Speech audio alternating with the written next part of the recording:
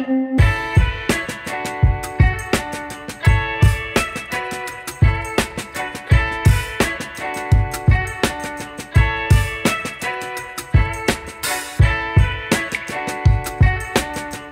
my dear students. In this video, I will talk about quantitative data analysis. Now, there are different steps in quantitative data analysis. The first one is preparing your data. So, in this step, you have to do either coding system or data tabulation. And in some instances, you will need both of them. Now, class, keep in mind that no data organization means no sound data analysis. That's why you have to prepare your data for analysis by first doing these first two steps, which is the first one is the coding system, and the second one is the data tabulation. Okay? Now, let me explain more the first one, which is the coding system. Okay, coding system. Okay, class, for you to be able to analyze, you need to quantify your data. And for you to do that, you have to change the verbally expressed data to numerical information. So sometimes our data collection method can be through words, pictures, where we observe or take down notes and so on and so forth, or it can be through survey. Now, what you have to do is to convert the words, images, or pictures into numbers so that they become fit for you to do the analysis or the analytical procedure, which requires arithmetic and mathematical computations. Now, class, take note that it's not possible for you to do the mathematical operations of division, multiplication, or subtraction in the word level unless you code the verbal response and observation categories. This is what I've been saying. You first have to have the coding system, which is actually the first step in preparing your data. Okay? To give you an example, let's say your variable is gender. So as regards to gender, what you will do, you are going to give a certain number which will serve as a code for this for that specific example. For gender, you can give 1 as the code for male and 2 for female. Okay? So another example, let's say for educational attainment, which is another variable, you can give the value you can give a code, let's say 2 for elementary, 4 for high school, 6 for college, 9 for MA, or 12 for PhD level Now, class, by coding each item with a certain number in the data set, you will be able to add points or values of the respondents' answers to a particular interview question or questionnaire. Okay? All right. So, okay, next class is data tabulation. You use data tabulation for easy classification and distribution of numbers based on certain criterion. So you have to collate them with the help of a graph, which is called as table. So you use frequency and percentage distribution. Actually, this is an excellent data organizer that, researchers like you may find indispensable, because I myself, I really do data tabulation whenever I have to do an analysis of the data sets. All right? Okay, now let me give you an example. Take this as an example. You see that the total sample size is 24. So you will just have a table, okay? And then write the different variable, okay? Like gender, course, school. So these are just example. Okay. So how do you do it? For example, when it comes to gender, out of your respondents, you have how many males and how many females? Let's say 11 male and 13 females. So out of this 24 total sample size, 11 is male, which is 46% of the total sample size, and female is 54%. Okay? Another example, let's say your study has something to do with the courses or course. So you write the different courses like fine arts, architecture, journalism, communication arts, and then you write the frequency of those students enrolled in these courses. Like for fine arts, you have 9, for architecture, you have 6, for journalism, you have 4, for communication arts, you have 5, and then you get the percentage. So how out of the sample size, which is 24, how many percent are enrolled in fine arts? So you have there 37%, for architecture 25%, for journalism 17%, for communication arts in 20%. 5 is 20% of 24, which is the total sample size, and so on and so forth. Another example, this one. Let's say you look into the satisfaction with the demonstration practice exercise. So how many respondents strongly agreed to this? How many agree? And how many answered neutral, disagree, and strongly disagree? Let's say 11 respondents answered strongly agree, which is 46%. Okay, 46% out of the total sample size, which is 24. 5 agreed, so that's 20%, and then neutral 8%, disagree 14%, and strongly disagree 8%. Okay, so class, this is an example of the tabulated data. Okay, all right.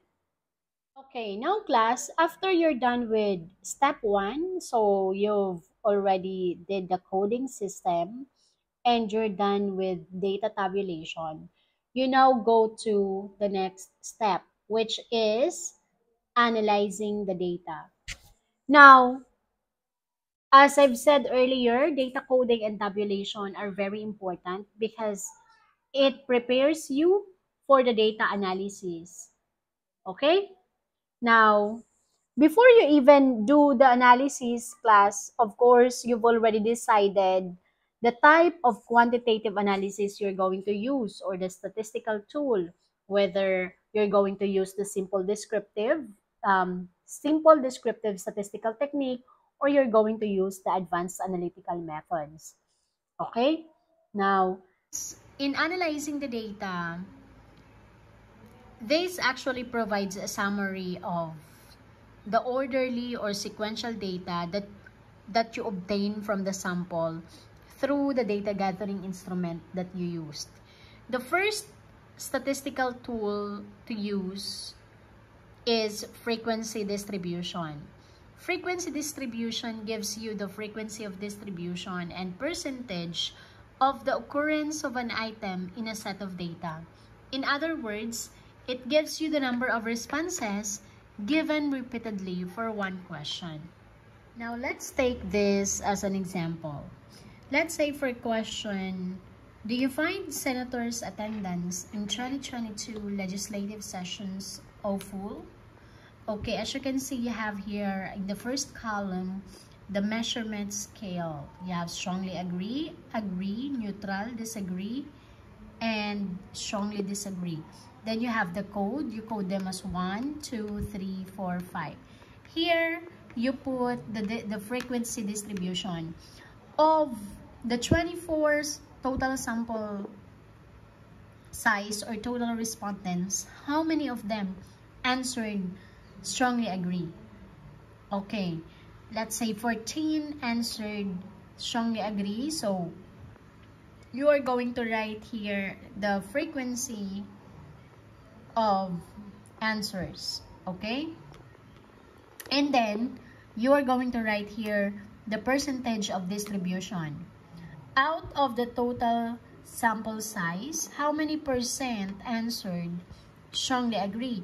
So you have 14. 14 is 58% of the total sample size. So you will write 58% here in percent distribution, while 12% for 3, 8% for 2, 4% for 1, and 17% for 4. Okay, next class is the measure of central tendency. Okay, so again, first is the frequency distribution. Next is the measure of central tendency.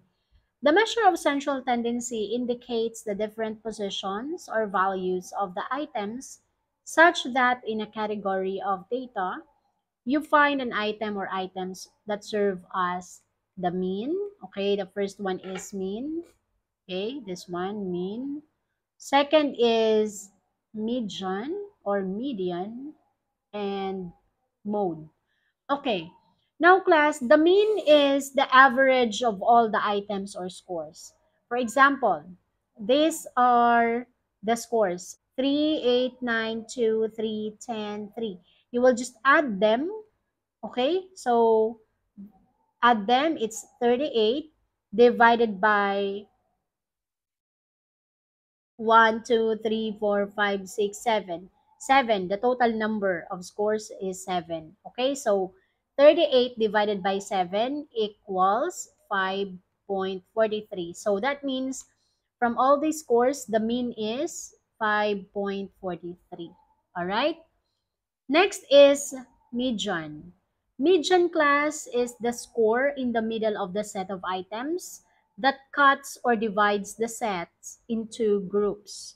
Example, the numbers in the example for the mean has 2 as the median. Okay? Meaning what's the middle? Okay, the middle is 2. 1, 2, 3, 1, 2, 3. So the median is 2. All right? Okay. Now, let's proceed to mode. If you are trying to find out the mode, okay, plus the mode refers to the item or scores in the data set that has the most repeated appearance in the set. Okay, now look at this set. Which number is repeated? Okay, 3. 1, 2, 3. So it's 3. So therefore, the mode is 3. Okay? Because 3 is the item in the score or in the data set that has most repeated appearance. So 3. 1, 2, 3. So it's 3 times. So the mode is 3. All right? Okay, I hope that's clear to you. That we are done with frequency distribution and measures of central tendency. Let's proceed to the next one. The next tool to use under descriptive statistic is to find the standard deviation. Now, the standard deviation shows the extent of the difference of data from the mean. It is an examination of this gap between the mean and the data. Then the SD gives you an idea about the extent of similarities and differences between the respondents. Okay? So, class, to do the standard deviation, there are mathematical operations that you have to do. First is the step 1. You have to compute for the mean first. Okay? Then, after you compute the mean, you have to compute for the deviation or the difference between each of the respondents' answer, which is the data item and the mean. Then you put the sign, plus sign, which appears before the number if the difference is higher, and negative sign if the difference is lower. Afterwards, compute the square of each deviation. And then compute the sum of squares by adding the squared figures. Then step 5, divide the sum of squares by the number of data items to get the variance. And lastly, compute the square root of variance figure to get standard deviation. Okay, so here is an example class, and it shows here the step-by-step procedure. So you have the standard deviation of the category of data collected from the selected faculty members of one university. Okay, take note that this is only an example, okay? You have the data item 1, 2, 6, 6, 8, 6, 6, 14, and 16. This is the step 1. Okay? This is the step 1, and the mean is 7. Okay? The step 1 is to get the mean, right? So the mean is 7, and then the step 2 is to get the deviation. And here you are, it's the deviation is put here, okay? With the plus or the minus sign, okay? All right.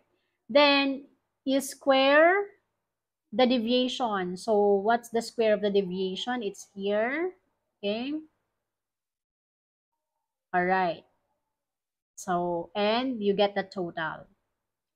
Now, the total is actually what you do for the step 4, where you sum all the square of the deviation. You sum all this.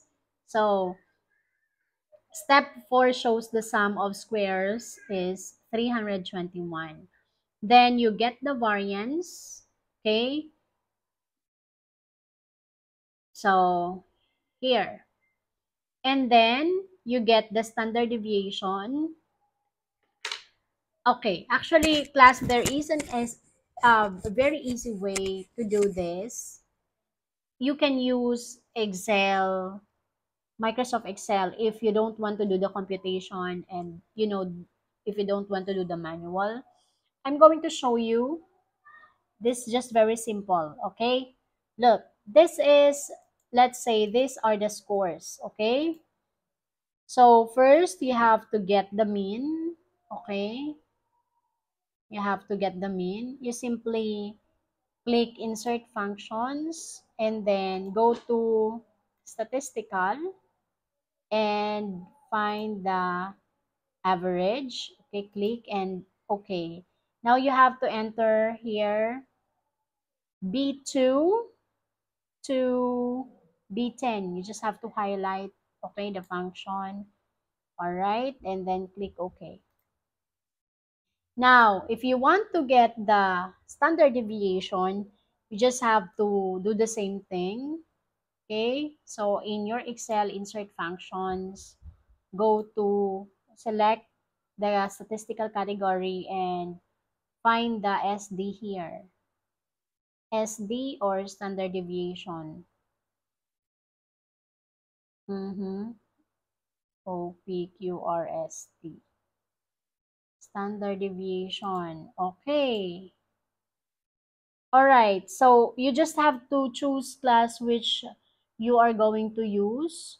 Let's say I'm going to get the standard deviation. So this is just an estimate deviation based on a sample, including logical values and text. Okay? So you will just click that actually, and then highlight the value again.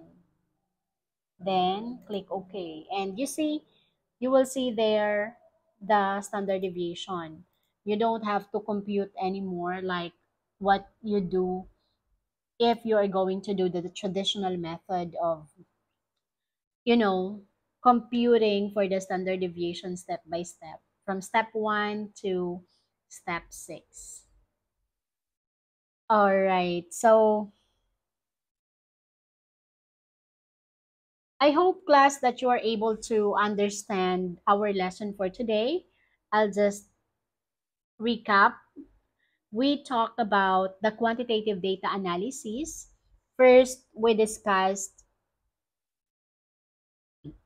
the two steps. A first step is to prepare the data, and under preparation of data, you have to do the coding system and prepare the tabulated data, or the tabulated data. And then when you're done with step one, you can go ahead and proceed to step two, which is the data analysis. And in the data analysis, you must already have your preferred statistical tools to use, whether you're going to use descriptive statistics or you're going to use the more advanced statistical tool. Now, in this lesson, I just talk about the descriptive statistics, and this consists of different tools such as distribution of frequency or frequency distribution, the measure of central tendency, which are mean, median, and mode, and standard deviation. In the next video class, I will discuss the more advanced statistical tool that you may use in your study. For now, that's it. I hope you learned something from our lesson today. If you are new in our channel and you want to learn more about this lesson, don't forget to hit like and subscribe. Thank you and goodbye.